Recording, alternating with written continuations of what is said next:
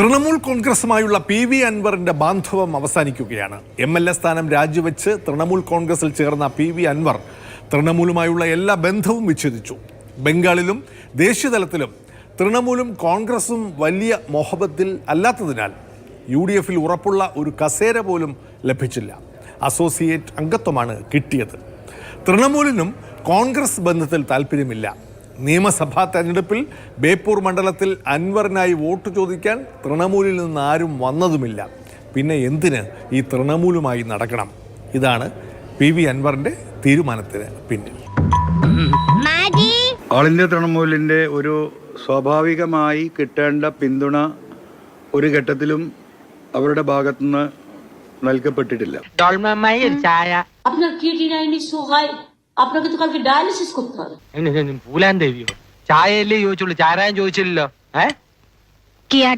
ദേശീയ നേതൃത്വവുമായുള്ള all India Trinamool കോൺഗ്രസിന്റെ എല്ലാ ബന്ധങ്ങളും വിച്ഛേദിക്കാൻ ഇന്ന് പ്രമേയം വഴി ഞങ്ങൾ തീരുമാനിച്ചത് പത്രമാധ്യമങ്ങൾ വഴി ജനങ്ങളെ അറിയിക്കുകയാണ്.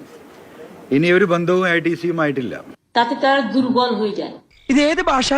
হাসি মুখে বলতে হয় আপনি ভালো হয়ে যাবেন। സാരേ ജഹാം സേ അച്ഛാ, ഈ വണ്ടിക്കകത്ത് കയറിയത് സാറിന് ഇഷ്ടായില്ല. UDFിൽ പൂർണ്ണ അംഗത്വം നേടണം. അല്ലാതെ മുന്നണിയിൽ അകത്തും പുറത്തുമല്ലാതെ ഇങ്ങനെ കവാടത്തിൽ നിന്നിട്ട് കാര്യമില്ല. അതിനായി ഇനി പുതിയൊരു പാർട്ടി രൂപീകരിക്കാൻ ഒരുങ്ങുകയാണ് അൻവർ. UDF അധികാരത്തിൽ വരികയും അൻവർ ബേപ്പൂരിൽ വിജയിക്കുകയും ചെയ്താൽ തൃണമൂലിൻ്റെ പേരിൽ ഒരു മന്ത്രിസ്ഥാനം കിട്ടണമെന്നില്ല. മറ്റു പാർട്ടികളുടെ കേരള ഘടകം ആകാനില്ല.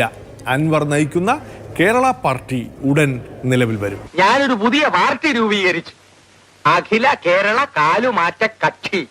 അതാണ് മെയ് 15-ാം തീയതിക്കുള്ളിൽ സംസ്ഥാനത്തെ ഒരു പുതിയ രാഷ്ട്രീയ സംവിധാനമായി സംസ്ഥാനത്തിന് പരമാവധി പരിഗണന നൽകുന്ന UDFിനോട് ഒപ്പം നിന്നുകൊണ്ട് ഈ പിണറായിസത്തെയും ഫാസിസത്തെയും എതിർക്കുന്ന ദേശീയ തലത്തിൽ രാഹുൽ ഗാന്ധിക്ക് പരിപൂർണമായ പിന്തുണ നൽകുന്ന ഒരു രാഷ്ട്രീയ നിലപാടുള്ള ഒരു രാഷ്ട്രീയ പാർട്ടിയായി ഒരു പുതിയ പാർട്ടിയെ രൂപീകരിക്കാനാണ് തീരുമാനിച്ചിട്ടുള്ളത്. ആട്ടെ, എന്താ നിങ്ങളുടെ പാർട്ടിയുടെ ലക്ഷ്യം? ഒരൊറ്റ ലക്ഷ്യമേ ഉള്ളൂ, അവസരം നോക്കി കാലുമാറുക.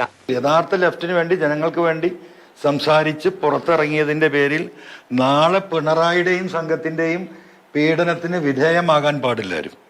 അതിനുള്ള ഒരു ഐക്യമാണ്, അത്രേ നമ്മൾ ഉദ്ദേശിക്കുന്നത്.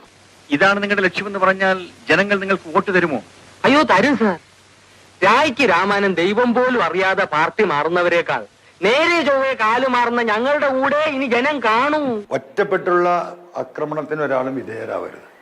അതുള്ളൊരു സാധ്യത ഞാൻ കാണുന്നുണ്ട്. കാരണം നമുക്ക് ഒരുപാട് അനുഭവങ്ങൾ ഈ നാട്ടിലുണ്ടല്ലോ.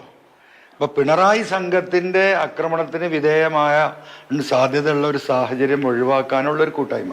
ആട്ടെ, നിങ്ങളുടെ പാർട്ടിക്ക് നയപരിപാടികൾ വല്ലതുമുണ്ടോ? അതേ ഉള്ളു സാറേ. വല്ലതും തൊട്ട് കിട്ടുന്ന പാർട്ടിയുടെ കൂടെ നയത്തി നിൽക്കുക, അവരുടെ പരിപാടി കുഴയുമ്പോ അടുത്ത പാർട്ടിയിലോട്ട് കാലുമാറുക. കോൺഗ്രസിൽ നിന്ന് വന്നതിനാൽ ഒരു ഇതര സംസ്ഥാന ദേശീയ പാർട്ടിയുടെ കേരള ഘടകമാകാനായിരുന്നു അൻവറിന്റെ പ്ലാൻ. ആദ്യ പ്രേമം സ്റ്റാലിന്റെ DMKയോടായിരുന്നു. DMKയുടെ കൊടിവെച്ച കാറിൽ DMK ഷാൾ മണിഞ്ഞ് ആദ്യം ഒരു പരീക്ഷണം നടത്തി. തമിഴക രാഷ്ട്രീയത്തിൽ കോൺഗ്രസിനെയും CPMനെയും ഒരേ മുന്നണിയിൽ കൊണ്ടു നടക്കുന്ന തോഴർ സ്റ്റാലിൻ അൻവറിനെ ഓടിച്ചു വിട്ടതിനാൽ അത് നടന്നില്ല.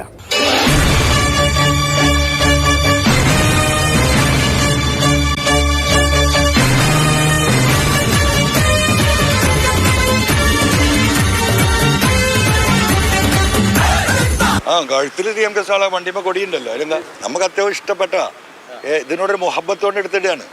ഇവൻ പറയുന്നത് വിശ്വസിക്കരുത്. ഇവൻ ഭക്ഷണം കഴിക്കാനും കള്ളം പറയാനും മാത്രമാണ് വാ തുറക്കുന്നത്. DMKയിലില്ല, DMK നമ്മളെ ഏറ്റെടുത്തിട്ടില്ല, ചവിട്ടി പുറത്താക്കി നോക്കിയല്ലേ വാർത്ത. ഇതൊക്കെ ഇപ്പൊ കാര്യം തെളിയിക്കാൻ പോവല്ലേ. നെഞ്ചിലാറ് പടയപ്പ, പിന്നാൽ 100 പടയപ്പ, യുദ്ധം കൊണ്ട് വരുകയിൽ 10 വിരൽ പടയപ്പ. ഏതാ ഗ്രൂപ്പ്? ഇതെന്റെ ഹൃദയത്തിലാണ്, ഈ ചോപ്പ് തന്നെയാണ് ഈ തൊഴിലാളികൾ തലയിൽ വെക്കാനും വിയർപ്പ് തുടക്കാനും ഇനി വീട്ടിൽ പോയിട്ട് കുളിക്കാനും അത് കഴിഞ്ഞിട്ട് ഈ റോഡരികിൽ ഒന്ന് വിശ്രമിക്കണമെങ്കിൽ വിശ്രമിക്കാനും അവർ വിരിച്ചു കിടക്കുന്നത് ഈ ചുവന്ന തുറത്ത് തന്നെയാണ്. തോർത്തുമുണ്ടുകൾ ഇതുപോലെ തലയിൽ കെട്ടാനും തോർത്താനും. പക്ഷെ ഈ ചോപ്പിന് ഒരു വിലയില്ല. ഇത് മുങ്ങാൻ പോകുന്ന കപ്പലാണ്. അതിനൊരു തർക്കമില്ല. അത് ജോൺ സാമുൽ സാറാ, ഹൗസ് ഓണർഷിപ്പാ എന്നുവെച്ചാ മുങ്ങാറായി ഈ വീടിന്റെ കപ്പിത്താനാ. ഓ, മുങ്ങിക്കപ്പൽ. ആവർത്തിച്ച് ഞാൻ സഖാക്കളോട് പറയാനുള്ളതാ, നിങ്ങൾ ഇനിയും ഈ വസ്തുതകൾ മനസ്സിലാക്കാതെ ഈ കപ്പലിന് എണ്ണ അടിച്ചു കൊടുത്താൽ ഈ കപ്പൽ നടുക്കടലിൽ മുങ്ങാൻ പോകുകയാണ്. ഈ കപ്പലും മുങ്ങിക്കപ്പലും തമ്മിൽ എന്താ വ്യത്യാസം? അത് ആദ്യം കപ്പലുണ്ടാക്കും, പിന്നീട് ഇത് വെള്ളത്തിലിടും. അത് മുങ്ങിപ്പോയാല് മുങ്ങിക്കപ്പല്, പൊങ്ങിക്കിടന്ന പൊങ്ങിക്കപ്പൽ. പിണറായി സത്തിനെതിരെ പൊരുതി നിൽക്കാൻ ബംഗാളിൽ മാർക്സിസ്റ്റുകളെ പപ്പടം പോലെ പൊടിച്ച മമതാ ദീദിയെയാണ് അൻവർ പിന്നീട് ആശ്രയമായി കണ്ടത്. തൃണമൂലുമായുള്ള ചങ്ങാത്തം ആഗ്രഹിച്ച് കൊൽക്കത്തയ്ക്ക് വണ്ടി കയറിയ അൻവർ MLA സ്ഥാനവും അവർ പറഞ്ഞതുപ്രകാരം രാജിവെച്ചു. നിലമ്പൂരിൽ ഒരു ഉപതെരഞ്ഞെടുപ്പിനും കളമൊരുക്കി. തൃണമൂലിൽ എല്ലാം സമർപ്പിച്ചിട്ടും അവർ തൃണത്തിൻ്റെ വില പോലും അൻവറിന് നൽകിയില്ല എന്നതിനാൽ ബന്ധം ഉപേക്ഷിക്കാതെ എന്തു ചെയ്യും?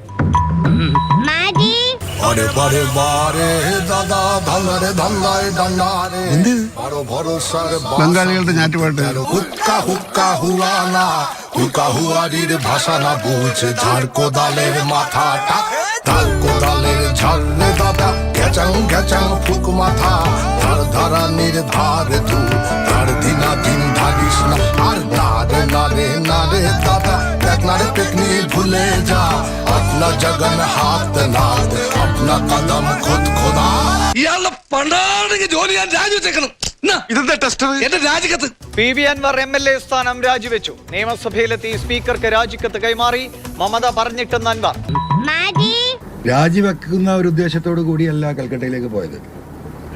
കൽക്കട്ടയിൽ പോവുകയും പാർട്ടിയുടെ ലീഡർഷിപ്പുമായി സംസാരിക്കുകയും അതിനുശേഷം ബഹുമാനപ്പെട്ട പശ്ചിമ ബംഗാൾ മുഖ്യമന്ത്രി മമതാ ബാനർജി ദീദി എന്ന് സ്നേഹപൂർവ്വം ഇന്ത്യയിലെ ജനങ്ങൾ വിളിക്കുന്ന ബംഗാൾ മുഖ്യമന്ത്രിയോട് വീഡിയോ കോൺഫറൻസ് വഴി കാര്യങ്ങൾ വിശദീകരിക്കുകയും ചെയ്തു.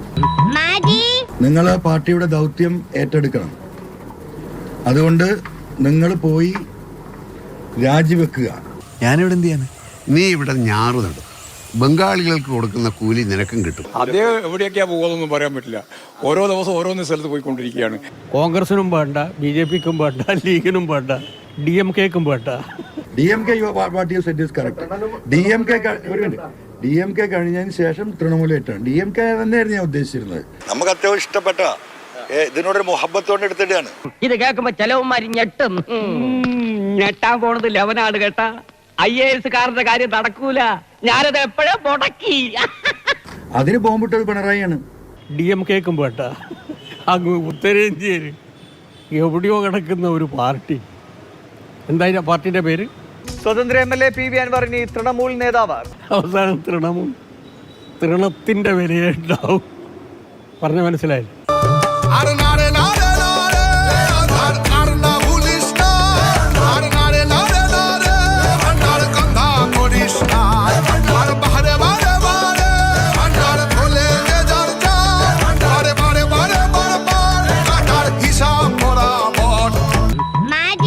തൃണമൂൽ എന്ന് പറഞ്ഞു കഴിഞ്ഞാൽ, തൃണം എന്ന് പറഞ്ഞാൽ പുല്ലുന്നാണ്. ഒരു പുല്ല് പാർട്ടിയിലേക്കാണ് പോയി ചേർന്നത്. കേരള രാഷ്ട്രീയത്തിൽ പുല്ല് വിലയായിരിക്കും. അപ്പൊ നീ എനിക്ക് പുല്ല് വിലയല്ലൂടെ തരുന്നത്? പുല്ല് വില. മുണ്ടക്കൈ ചൂരൽമല ദുരന്തബാധിതർക്കു വേണ്ടി നിർമ്മിക്കുന്ന പണിതീരാത്ത വീടുകളിൽ ചോർച്ച പരിശോധിക്കാൻ മന്ത്രി K രാജൻ പോയതാണല്ലോ കഴിഞ്ഞ ആഴ്ചത്തെ വലിയ രാഷ്ട്രീയ പ്രശ്നം. വീടിന്റെ മേൽക്കൂരയിൽ വിള്ളലാണെന്ന വാർത്തയെ തുടർന്ന് മന്ത്രി രാജൻ പരിശോധനയ്ക്കായി മല കയറി. അത് വിള്ളലല്ലെന്നും എഞ്ചിനീയർമാർ വരച്ചിട്ട പെൻസിൽ മാർക്കിംഗ് ആണെന്നും മന്ത്രി ഉരച്ചു നോക്കി അറിയിച്ചു. വീട് നിർമ്മാണത്തിൻ്റെ കാര്യത്തിൽ A+ നേടിയ സർക്കാരിനെ ചൊറിയാൻ ഇക്കാര്യത്തിൽ പാസ് മാർക്ക് കിട്ടാത്ത പ്രതിപക്ഷവും രംഗത്തിറങ്ങി.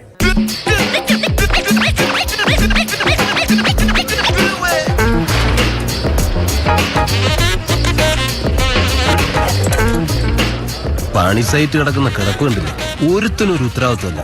എന്റെ വായിന്നവന്മാര് കേൾക്കും. എന്നാണിത് മുഖ്യമന്ത്രി ഉദ്ഘാടനം ചെയ്തത്? പണി പൂർത്തിയാകുന്നതിന് മുമ്പ് ഉദ്ഘാടനം ചെയ്തു. അവിടെ വെള്ളമില്ല, കറണ്ട് ഇല്ല, മറ്റു കാര്യങ്ങളൊന്നും ഇല്ല എന്നിപ്പോ പറയുന്നത്. ഉള്ളതിന് ചോർച്ചയാണ് സംഭവിച്ചുകൊണ്ടിരിക്കുന്നത്. ഇത് റൂമാണോ? മനുഷ്യരെങ്ങനെ ഇതിനകത്ത് ഉറങ്ങും? അവിടുത്തെ നിർമ്മാണ കമ്പനിയുടെ എഞ്ചിനീയർമാർ തന്നെയാണ് ആ ഭാഗത്തിന് ചുറ്റും എഞ്ചിനീയർമാർ തന്നെ പെന്നുകൊണ്ട് ഒരു മാർക്ക് നടത്തുകയുണ്ടായിട്ടുള്ളത്. ഇത് ദൂരെ നിന്ന് ചിത്രീകരിച്ചപ്പോൾ അതൊരു ക്രാക്കാണ്, അഥവാ അതൊരു വിള്ളലാണ് എന്ന വിധത്തിൽ വിവരമറിയിച്ചു. എന്റെ സോമ നിന്ന് വാചടിക്കാതെ വിത്തിയൊന്ന് ഫിനിഷ് ചെയ്യും. സണ്ണി, എന്നെ പോലെ സ്കിൽഡ് ലേബേഴ്സ് അങ്ങനെ ചത്ത് പണിയെടുക്കാറില്ല. അവരുടെ ബുദ്ധിക്കും പ്ലാനിങ്ങിനുമാണ് ക്യാഷ്. എത്ര എഞ്ചിനീയേഴ്സ് പ്ലാനിങ്ങിലെ ഡൗട്ട് ചോദിച്ച് എന്റെ അടുത്ത് വരുന്നെന്ന് നിനക്കറിയോ? എഞ്ചിനീയർമാർ പറഞ്ഞത് ശരിയാണോ എന്ന കാര്യം നേരിട്ട് ബോധ്യപ്പെടാൻ ആദ്യം എനിക്ക് തന്നെ ബോധ്യപ്പെടണമല്ലോ. എനിക്ക് ബോധ്യപ്പെടാനും ഞാൻ ബോധ്യപ്പെടുന്നത് വഴി അത് ബാക്കിയുള്ള ആളുകളെ അറിയിക്കാനും വേണ്ടിയാണ് അവിടെ അങ്ങനെ ഒരു സംവിധാനം ഉണ്ടാക്കിയത്.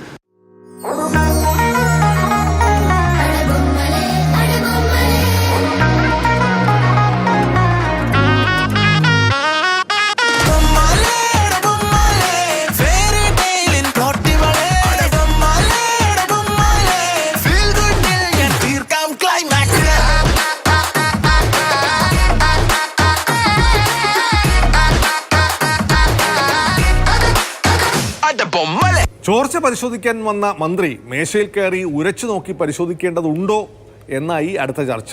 ജില്ലാ കളക്ടറോ എഞ്ചിനീയറോ വന്ന് പരിശോധിച്ചാൽ പോരെ? അങ്ങനെ ദന്തഗോപുരത്തിൽ ഇരുന്ന് പരിശോധന നടത്തുന്ന ആളല്ല നമ്മുടെ റവന്യൂ മന്ത്രി കെ രാജൻ. നേരിട്ട് കണ്ട് ബോധ്യപ്പെടണം. മന്ത്രി എഞ്ചിനീയറാണോ എന്ന് ചോദിക്കുന്നവരോട് പറയാൻ ഒന്നേയുള്ളൂ, മന്ത്രിപ്പണി ഭംഗിയായി ചെയ്യാൻ അത്യാവശ്യം എല്ലാവിധ പണികളും അല്പസ്വല്പമൊക്കെ അറിഞ്ഞിരിക്കണം. ചോർച്ച പരിശോധിക്കേണ്ട ആൾ മന്ത്രിയല്ല, മന്ത്രിയുടെ ജോലിയല്ല അത്. മന്ത്രി എൻ്റെ എക്സ്പേർട്ടാണ് ചോർച്ച പരിശോധിക്കാൻ. ചോർച്ച പരിശോധിക്കേണ്ടത് എഞ്ചിനീയർമാരാണ്, ചോർച്ച ഉണ്ടെന്ന് പരിശോധിക്കേണ്ടത്. നീ ഭിത്തി വരച്ച് കഴി.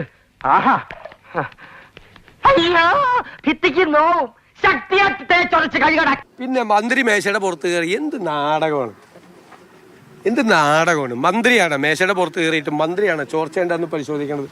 പെൻസിൽ മാർക്കാണെന്ന് പരിശോധിക്കുന്ന മന്ത്രിയാണോ? ഞാൻ പരിശോധിക്കാൻ ആളില്ല. മന്ത്രി എങ്ങനെയാണ് എഞ്ചിനീയർ ആവുക, മന്ത്രി എങ്ങനെയാണ് പണിക്കാരനാവുക എന്നൊക്കെ ചോദിച്ചുകൊണ്ട് നിരവധി അഭിപ്രായ പ്രകടനങ്ങൾ നടത്തി. ഈ കരാറ് കമ്പനിക്കാർ പറയുന്നത് നേരിട്ട് കേട്ട് ബോധ്യപ്പെട്ട് മന്ത്രിക്ക് താഴെ നിന്ന് ആകാശത്തോട്ട് നോക്കി ഇതൊരു വിള്ളലല്ല എന്നങ്ങ് പ്രസ്താവിച്ചു പോരാമായിരുന്നില്ലേ എന്ന് ചോദിച്ചു. എന്റെ ശീലം അതിൽപ്പെട്ടതല്ല. ഈ തെക്കേടത്ത് രാമൻകുട്ടി ഒരു കല്യാണം ഏറ്റെടുത്തിട്ടുണ്ടെങ്കിൽ അത് മൊത്തത്തിൽ ഭംഗിയാക്കണം എന്നുള്ളത് ഞങ്ങൾക്ക് നിർബന്ധമുള്ള ഒരു കാര്യമാണ്. അല്ലാതെ ഇവിടെ ഉണ്ടാക്കുന്ന സദ്യ മാത്രം ഗംഭീരായ പോരാ. പാലം വീണോന്ന് വീണ പരിശോധിക്കണ മന്ത്രിയാണോ? മന്ത്രി ഇതുമായിട്ട് എന്താ ബന്ധമുള്ളത്? മന്ത്രിയല്ലല്ലോ, എഞ്ചിനീയർമാരാണ് പരിശോധിക്കേണ്ടത്. ചില ആളുകൾ ചോദിച്ചു, മന്ത്രിമാർക്ക് ഇങ്ങനെ പൊക്കത്തിൽ കയറി പരിശോധിക്കണോ? കളക്ടർക്കും PWD ഉദ്യോഗസ്ഥനും ഒരു നിർദ്ദേശം കൊടുത്താൽ ആ നിർദ്ദേശത്തിന്റെ അടിസ്ഥാനത്തിൽ അവർ റിപ്പോർട്ട് ചെയ്യേണ്ടതല്ലേ? അങ്ങനെ ദന്തഗോപുരങ്ങളിൽ ഇരുന്ന് ഇത് നിയന്ത്രിച്ച അനുഭവം നേരത്തെയും ഞങ്ങൾക്കില്ല. ആവശ്യമില്ലാത്ത എങ്ങനെ തിരിച്ചറിയാൻ പറ്റും? നീ പറിക്കുന്നതൊക്കെ ആവശ്യമില്ലാത്തായിരിക്കും, പോയി പറയടാ. ബിൽഡിംഗ് പണിക്കാരൻ, കൂലിപ്പണിക്കാരൻ എന്നൊക്കെ മന്ത്രിക്ക് പേര് വീണുവെങ്കിലും അതൊക്കെ മന്ത്രി അഭിമാനമായി എടുക്കുന്നു. കൂലിപ്പണി, ബിൽഡിംഗ് പണി എന്നൊക്കെ പറഞ്ഞാൽ മന്ത്രിപ്പണിയേക്കാൾ കുറഞ്ഞതെന്നാണോ പലരുടെയും വിചാരം? നമുക്ക് പുതിയൊരു മന്ത്രിയല്ലേ, പുതിയൊരു ബിൽഡിംഗ് പണിക്കാരനെ കിട്ടിയെന്ന് ഞങ്ങൾക്കെല്ലാം തോന്നുന്നു. കാരണം കൃത്യമായി വീടിൻ്റെ പ്രശ്നങ്ങൾ, അതിന് യാതൊരു വിള്ളലും ഇല്ല എന്ന് രേഖപ്പെടുത്താൻ പറ്റിയ കൃത്യമായ ഒരു തൃശ്ശൂരുകാരനായ ഒരാളെ കിട്ടിയതിൽ വലിയ സന്തോഷമുണ്ട്. ഊതിയതല്ലേ, കാറ്റടിച്ചപ്പോ മനസ്സിലായില്ലേ? എടാ കൊച്ചനെ, നീ കൂടുതൽ നേളിക്കരുത്. എന്തെല്ലാം കേൾക്കേണ്ടി വന്നു. കൂലിപ്പണിക്കാരൻ രാജൻ, തൃശ്ശൂരിൽ നിന്നൊരു പണിക്കാരനെ കിട്ടി വാർക്കപ്പണിക്ക്. ഞാൻ തുറന്നു പറയട്ടെ, ഒരു കൂലിപ്പണിക്കാരൻ രാജൻ എന്ന വാക്ക് കേൾക്കുമ്പോൾ ഈ പാർട്ടി ഓഫീസിൽ നിന്ന് പറയാം, എനിക്ക് ആത്മാഭിമാനം വർദ്ധിക്കുന്നതല്ലാതെ ഒരു തരി പോലും അത് കുറഞ്ഞിട്ടില്ല. നീ ഇമോഷണൽ ആവരുത്. PC ജോഷിയുടെയും രാജേഷ് റാവുവിൻ്റെയും P കൃഷ്ണപിള്ളയുടെയും ഒക്കെ സ്മരണകൾ അടങ്ങുന്ന ഈ പാർട്ടി ഓഫീസിൽ നിന്ന് എന്നെ മന്ത്രിയായി ചുമതലപ്പെടുത്തി പറഞ്ഞു വിട്ട് 5 വർഷം കഴിഞ്ഞ് കയറി വരുമ്പോൾ മുതലാളി രാജൻ എന്ന പേര് കേട്ടില്ലല്ലോ. കൂലിപ്പണിക്കാരൻ രാജൻ എന്ന് പറയുന്നതിൽ ആത്മാഭിമാനമുള്ളയാളാണ് ഞാൻ എന്ന് ആവർത്തിച്ച് വികാരപരമായി തന്നെ പറയണം എന്നാണ് എനിക്കിഷ്ടം.